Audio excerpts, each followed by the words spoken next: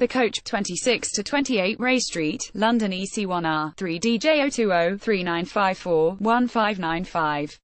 Meal for two including drinks and service £90. It doesn't matter how much titivation and knocking through they do to an old boozer to turn it gastro. If once you knew where the bogs were, you always know. The toilets never move. I could find my way to the facilities at the Coach and Horses in London's Farringdon with my eyes shut, and a few years back I basically did, many times. There's a reason they call it blind. Now renamed the Coach, the pub sits in a hollow between the Clerkenwell and Farringdon roads, which, according to legend, was the place for bear baiting in Victorian London. Apparently, the bears were kept in the cellar until the landlord slipped on his ladder and rightly became lunch. I knew the Coach in a more debauched era, for it was behind what was the headquarters of The Guardian and The Observer.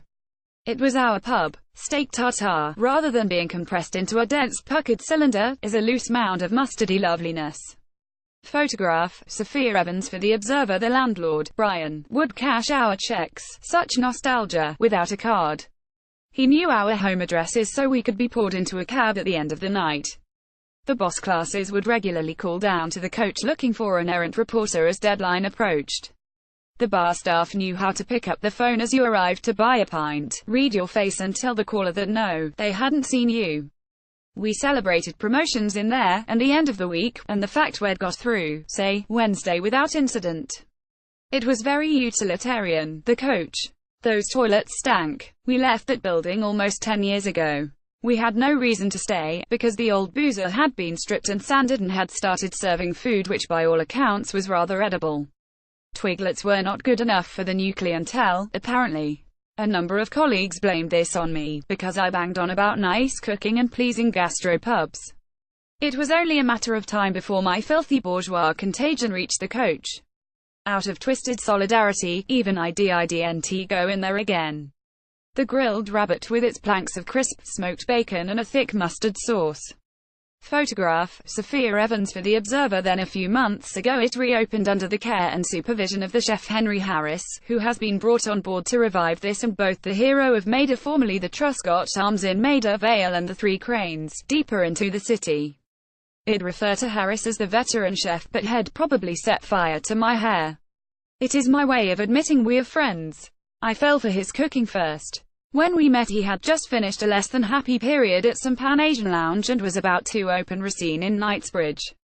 I asked him what the plan was. He said, to never cook with lemongrass ever again. He kept his word. Racine became the place for people besotted with the eternal verities of French bistro cooking, for calves' brains in black butter and rabbit in mustard sauce and Wiener Holstein and a perfectly made Mont Blanc, with crisp and chewy meringue and a chestnut puree like velvet. A few years ago, Harris closed Racine. He said the neighborhood it had been designed to serve was now a desert of empty properties bought for investment. A portion of London, the largest portion, mourned. Harris' reappearance overseeing these pubs was taken as a cause for celebration. Duck confit with pommes salades, the potatoes sliced, pressed baked, then cut into squares and deep fried because that makes most things better. Photograph, Sophia Evans for The Observer. So I'm declaring an interest. Just know that if I couldn't have been positive, I wouldn't have reviewed. If this troubles you, stop reading now. Another review will be along next week. The menu at the Coach is like greeting a much-missed old friend. This is not food that pushes at boundaries, it is very happy keeping to its own agenda.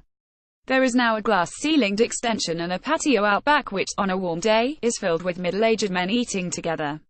For a particular sort of bloke, Harris French classics are like nursery food, a list of things that says everything will be fine. Those calves' brains are listed, though today haven't yet arrived from France. I regard it only as a reason to return. Instead, I have steak tartare which, rather than being compressed into a dense puckered cylinder, is a loose mound of mustardy loveliness, cut through with capers and cornichon. The toast is thick cut and warm.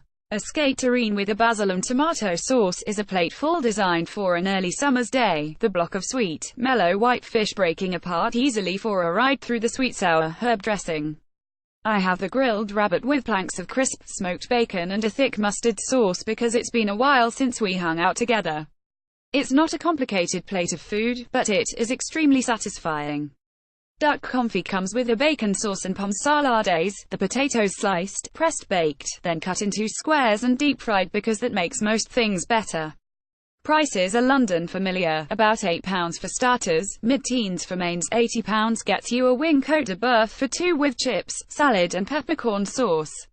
For dessert there are the likes of creme caramel, chocolate and almond torte. Instead, we share an apple and ginger crumble which, encouragingly, comes with both ice cream and custard, because why should we be forced to choose in the interests of balance? It should be recorded that this was listed as an apple and ginger crumble, but of ginger nothing could be detected. For God's sake, Harris, get your act together. Apple and ginger crumble, with ice cream and custard. Photograph, Sophia Evans for The Observer. The wine list is the robust French heavy collection, starting at less than £20 a bottle. Greetings Pic Paul de Pinette Y Hello Sancerre, and price to enable the losing of a night without losing your home. It should also be said that, before you get to the atrium and the patio, and the Metro Dolmen with their Gallic comfort food, this is still a pub, serving the product of breweries like Timothy Taylor, Thornbridge, Portobello and Stiegel. And even on this warm day there are a few chaps here, nursing a pint. Listen very carefully and I swear you can hear the ghosts of my colleagues at their shoulder, whispering gently, just have another stay a while. Of course you'll get your copy in on time because you always do. The new coach is a very different place to the one I knew. It's changed in so many ways. But it's also very welcome. News bites for pub food with an Anglo-French accent. Head to the Cartford Inn at Little Eccleston in Lancashire. Amid the starters, a classic French onion soup sits comfortably next to black pudding donuts. Dishes from the pub classics menu include an oxtail and beef skirt suet pudding and a fish pie, but they will also do a Côte de Boeuf or a fruits de mer. Cartfordin.co.uk. My latest piggy crush, dry cure bacon from Cure and Simple, a small outfit bringing a nerdy approach to the serious business of the rasher, and then dispatching it via a subscription service for £4.95 a pack. My favourite is the oak smoked pancetta style back bacon. It's why the bacon sandwich was invented. CureandSimple.com. Congrats to restaurant crowdfunding king Gary Usher, the chef behind Sticky Walnut and Burnt Truffle in the Northwest. He recently announced the crowdfunding round for his fifth restaurant, Pinion in Prescott, Merseyside, would be limited to one day. The target was £50,000. He raised it in 1 hour. Email j@j.rayner@observer.co.uk or follow him on Twitter at jrayner1.